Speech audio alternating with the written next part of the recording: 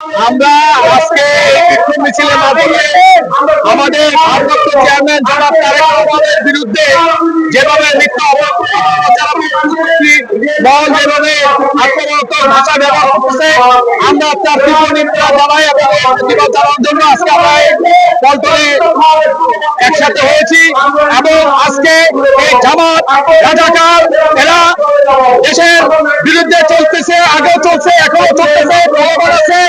এরা দেশদ্রোহী, এরা ভারতের দালাল এবং এর সাথে রয়েছে ছাত্ররা, ন্যাশনাল চিলড্রেন পার্টি এনসিপি, এরাও ভারতের দালাল যারা চাচ্ছে বিএনপির ভারতকে রক্ষা করার জন্য। এই সরকার কি বিএনপি সরকার?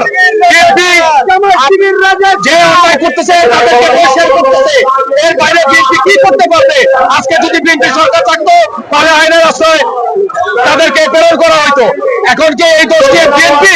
এই দোষ সম্পূর্ণ জামাত এবং এনসিপির এবং এই তত্ত্বাবধায়ক সরকারের। আমরা এই হত্যার তীব্র নিন্দা জানাই এবং বিচারও কামনা করি, কিন্তু আমরা এই তারেক রহমানের সম্বন্ধে যে কুচুতি ষড়যন্ত্রমূলক আচরণ করতেছে এর তীব্র নিন্দা ও প্রতিবাদ জানাই।